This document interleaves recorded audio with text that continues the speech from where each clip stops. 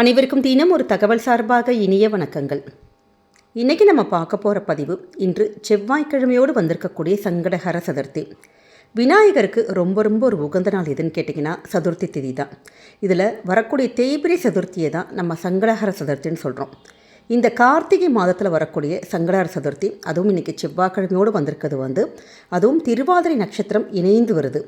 இது திருவாதிரை நட்சத்திரங்கிறது நம்ம சிவபெருமானுக்கு உரிய ஒரு நட்சத்திரம். செவ்வாய்க்கிழமை முருகனுக்கு உரிய ஒரு நாள். இந்த சதுர்த்தி திதிங்கிறது விநாயகருக்கு உரிய திதி. இப்படி எல்லாருமே சேர்ந்து மூன்றும் ஒன்று சேரி இருக்கக்கூடிய இந்த அற்புதமான ஒரு நாளை தான் நம்ம ருணஹர சதுர்த்தி அப்படின்னு சொல்லுவோம். ருணம் அப்படின்னாலே கடன் அர்த்தம். நம்ம வாங்கக்கூடிய பணம் சம்பந்தப்பட்ட அந்த கடன் மட்டும் கிடையாதுங்க. நம்முடைய கர்ம கடன்களையும் தீர்க்கக்கூடிய மிக அற்புதமான நாள். நம்முடைய வாழ்க்கையில் இருக்கக்கூடிய எந்த ஒரு கடனாக இருந்தாலும் அந்த கடனை தீர்ப்பதற்கான அற்புதமான ஒரு சதுர்த்தி நாள்.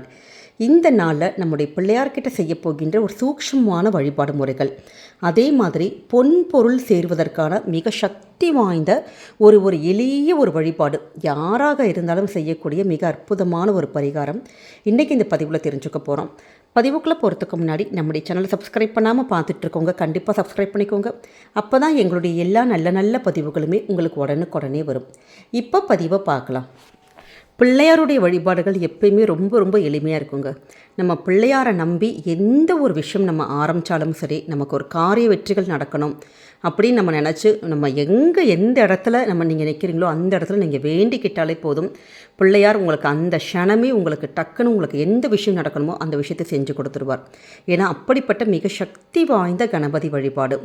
ஏன்னா அதுவும் குறிப்பாக இந்த சங்கடஹர சதுர்த்தி அன்னைக்கு பிள்ளையாரை நம்ம மனசில் நினச்சி எளிமையான அந்த ஸ்லோகங்கள், ஒருவரி மந்திரங்கள் இதெல்லாம் நம்ம சொன்னோன்னு வச்சுக்கோங்களேன், சின்ன பரிகாரங்கள் இதெல்லாம் செஞ்சு வந்தோன்னா கண்டிப்பாக நம்முடைய வாழ்க்கையில் மிகப்பெரிய ஒரு மாற்றங்கள் வரும்.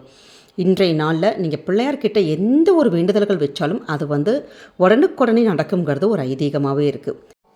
அப்படிப்பட்ட இன்றைக்கி வந்திருக்கக்கூடிய சங்கடஹர சதுர்த்திக்கு இன்னொரு பெயர் கூட இருக்குங்க. அங்காரக சதுர்த்தி, இல்லாட்டி நம்முடைய மங்களவார சதுர்த்தி அப்படிங்கிற ஒரு பெயர் கூட இருக்குது. ஏன்னா இந்த நாளை நம்ம செய்யக்கூடிய அந்த ஒரு வேண்டுதல்களானது உடனுக்குடனே நிறைவேறுங்கிறது ஒரு ஐதீகம். இந்த சங்கடஹர சதுர்த்திக்கு நீங்கள் இன்றைக்கி சாயங்காலம் எப்பயுமே 6 மணிக்கு மேலே எல்லா பிள்ளையார் கோவிலையும் நடக்கும். அப்படி உங்கள் வீட்டு பக்கத்தில் உங்களுக்கு கோவிலுக்கு போகின்ற பழக்கங்கள் இருக்கிறவங்க, நீங்கள் கோவிலில் போயிட்டு அபிஷேகம், பூஜை இது மாதிரி விஷயங்களை நீங்கள் போய் கலந்துட்டு இந்த அபிஷேகத்துக்கான பொருட்களாக இருக்கலாம், பூஜைக்கான பொருட்கள் அப்படி எங்களால் எதுவுமே முடியல அப்படிங்கிறவங்க உங்கள் கையாலே வாங்கி அருகம்புல் நம்ம சுவாமிக்கு மாலையாக கட்டி போடலாம். இல்லாட்டி அருகம்புல்லாச்சும் நீங்கள் வாங்கி கொடுக்கலாம். இப்படி இந்த அருகம்புல் மட்டும் வாங்கி கொடுத்துட்டு பிள்ளையாரை ஒரு முறை நம்ம நல்லா ஆத்மார்த்தமாக நல்லா உங்களுடைய வேண்டுதல்களை மனசில் வச்சுட்டு ஒரே ஒரு முறை மட்டும் வலம் நம்ம தோப்புக்கரணம் போட்டு ஒரு சிதற தேங்காய் சங்கடஹர சதுர்த்தி அன்னைக்கு யார் ஒருத்தங்க உடச்சி நம்ம வழிபடுறோமோ நிச்சயமாக நம்முடைய வாழ்க்கையில் இருக்கக்கூடிய இந்த கஷ்டங்கள், துன்பங்கள் எல்லாமே எப்படி தேங்காய் சிதறதோ அதே மாதிரி கஷ்டங்கள்லாம் சிதறி ஓடுங்கிறது ஒரு நம்பிக்கை. அதனால் கோவிலுக்கு போக வாய்ப்பு இருக்கிறவங்க கண்டிப்பாக இன்றைக்கி ஒரு சிதற தேங்காய் உடச்சிருங்க. கோவிலுக்கு போக முடியாதவங்க நம்முடைய வீட்டில் நீங்கள் மாலை நேரத்தில் ஒரு தீபம் மட்டும் ஏற்றி வச்சுட்டு உங்ககிட்ட எந்த பிள்ளையார் இருக்கோ அந்த பிள்ளையாருக்கு உங்கள் அருகம்புல் கிடச்சதுன்னா அருகம்புல் ரொம்ப விசேஷம். அருகம்புல் இல்லாத பட்சத்தில் நம்முடைய என்ன பூக்கள் இருக்கோ அந்த பூக்கள், செம்பருத்தி பூக்கள் உங்கள் வீட்டில் இருந்ததுன்னா ரொம்ப விசேஷம். அந்த ஒரு பூக்கள் நீங்கள் வைக்கலாம். நம்ம மஞ்சளில் பிள்ளையார் பிடிப்போம் பார்த்தீங்களா, அதே மாதிரி அந்த மஞ்சள் ஒரு பிள்ளையார் படிச்சுட்டு பொட்டு இதெல்லாம் வச்சு அந்த பூக்கள், அருகம்புல் இதெல்லாம் வச்சுட்டு நம்ம சொல்லக்கூடிய மிக முக்கியமான ஒரு மந்திரம் என்னன்னு கேட்டிங்கன்னா, ஓம் சௌமியாய கணபதியே நமக. இந்த ஒரு மந்திரத்தை குறைந்தது நம்ம 27 முறை நீங்கள் சொல்லணும். அப்படி நம்ம சொல்லிவிட்டு இப்படி அருகம்புல் நம்ம சமர்ப்பிச்சுட்டு நம்ம செய்யக்கூடிய மிக முக்கியமான இந்த ஒரு வழிபாட்டை நம்ம செஞ்சோன்னா நம்முடைய வாழ்க்கையில் நம்முடைய கடன்களும் அடையும், குடும்பத்தில் நல்லபடியாக பொன் பொருள் சேர்க்கை இது எல்லாமே உண்டாகுங்க. உங்கள் வீட்டில் ஒரு கணபதியோட ஃபோட்டோ இருந்தால் ஃபோட்டோ எடுத்துக்கலாம். இல்லாட்டி நிறைய பேர் வீட்டில் சிலைகள் இருக்கும் பார்த்தீங்களா, அது மாதிரியான சிலை இருந்தால் இனியும் நமக்கு நல்ல விசேஷம். இதற்கு நமக்கு சுத்தமான ஒரு சந்தனம் தேவைப்படும். அதாவது இப்போ சந்தனம் உங்ககிட்ட நம்ம சுவாமிக்கு பூஜைக்குன்னு சொல்லிட்டு நிறைய பேர் சந்தனம் வாங்கி வச்சுருப்பீங்க பார்த்தீங்களா, அந்த சந்தனத்தில் பன்னீர் மட்டும் போட்டு நம்ம நல்லா குழச்சி வச்சுக்கணும். குழச்சிட்டு ஒரே ஒரு சின்ன ஒரு உருண்டை நீங்கள் எடுத்துக்கோங்க. இந்த உருண்டையை உங்கள் வீட்டில் இருக்கக்கூடிய விநாயகருடைய படம் அல்லாட்டி சிலை, இந்த சிலையோட அந்த வயிற்றுப்பகுதி இருக்குது பார்த்தீங்களா, அந்த நம்மளுடைய பிள்ளையாருடைய வயிறானது நல்லா தொந்தியாக இருக்கும். அந்த வயிற்றோட பகுதியில் அப்படியே இந்த ஒரு உருண்டையை நம்ம ஒட்டி வச்சிடணும். ஒட்டி வச்சுட்டு அதற்கு மேலே ₹1 நாணயம் இல்லாட்டி ₹5 நாணயம், உங்கள் வீட்டில் என்ன சில்லற காசு இருக்கோ ஒரு காசு எடுத்து நீங்கள் அதில் வந்து பதிச்சு வச்சிடணும். அவ்வளோதான். விநாயகர் வந்து நம்ம துன்பங்கள் இந்த தடைகள் மட்டும் நீக்கக்கூடிய கடவுள் கிடையாதுங்க. நம்முடைய வாழ்க்கையில் நமக்கு என்ன வேணுமோ பொன்பொருள் சேர்க்கை, செல்வங்கள், இது எல்லாமே வழங்கக்கூடிய தெய்வம். அவருடைய வயிற்றில் இப்படி வந்து நம்ம இந்த காசு வச்சு வேண்டிக்கிட்டோன்னா அவர் வந்து குபேர விநாயகராகவே மாறிவிடுவார்னு ஒரு ஐதீகம் இருக்குது.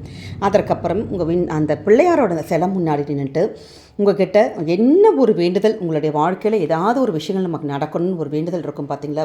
ரொம்ப நாள் ஒரு விஷயங்கள் நம்ம வேண்டிகிட்டு இருப்போம், ஆனால் ஏதோ ஒரு தாமதம் ஆகிட்டே இருக்கும். அப்படிப்பட்ட ஒரே ஒரு விஷயத்தை நீங்கள் ஆத்மார்த்தமாக இன்றைய தினம் மாலை நேரத்தில் இது மாதிரி சந்தனம் வச்சுட்டு அந்த நாணயம் வச்சுட்டு பிள்ளையார்கிட்ட நீங்கள் வேண்டிக்கணும். நிச்சயமாக நம்ம இன்றைக்கி என்ன கோரிக்கைகள், என்ன வேண்டுதல்கள் நம்ம என்ன வைக்கிறோமோ அந்த ஒரு விஷயமானது உங்களுடைய வாழ்க்கையில் நடக்கும். வாழ்க்கையில் நிறைய மாற்றங்கள் ஏற்படும். நம்முடைய பிரச்சனைகள் எதுக்காக நம்ம வேண்டிக்கிட்டோமோ அந்த பிரச்சனைகள் வந்து மனசார நமக்கு நல்லபடியாக முடியணும். நடத்தி கொடு பிள்ளையாரப்பான்னு சொல்லி வேண்டிட்டு பிள்ளையாருக்கு உங்களால் முடிந்த ஒரு எளிய நைவேத்தியம், பொரி வைக்கலாம், இல்லாட்டி வெறும் அவலும் சர்க்கரையும் போட்டு வைக்கலாம், இல்லாட்டி ஒரு கிளாஸ் பால் வைக்கலாம், பழங்கள் வைக்கலாம். நம்ம வீட்டில் உங்கள் வீட்டில் என்ன இருக்கோ அது மட்டும் எளிமையான முறையில் வச்சு ஒரு கற்பூர ஆரத்தி காமிச்சு நீங்கள் வேண்டிக்கோங்க. அந்த நெய்வேத்திய பொருளை நீங்கள் எல்லாருக்குமே வந்து பிரசாதமாக கொடுத்துடலாம். இதெல்லாம் இன்றைக்கி முடிஞ்சதுக்கப்புறமேட்டு அடுத்த நாள் காலையில் நம்ம குளிச்சுட்டு வந்து விளக்கு வைக்க வருவோம் பார்த்தீங்களா. அந்த நேரத்தில் இந்த பிள்ளையார்கிட்ட அந்த வயிற்று பகுதியில் வச்சுருக்கோம் பாருங்கள், சந்தனம் அந்த காசும், அது ரெண்டையுமே நீங்கள் எடுத்துட்டு அந்த காசை எடுத்து உங்களுடைய பீரோ, பர்ஸு இது மாதிரி உள்ள இடத்துல நீங்கள் வச்சிடணும். அதாவது இந்த பணத்தை நீங்கள் எக்காரணம் கொண்டும் வேறு எந்த செலவுக்குமே பண்ணாமல் தனியாக ஒரு ஜிப்லாக் கவர்லேயோ ஒரு பேப்பர்லேயோ கூட நீங்கள் போட்டு நீங்கள் எடுத்து வச்சிடலாம்.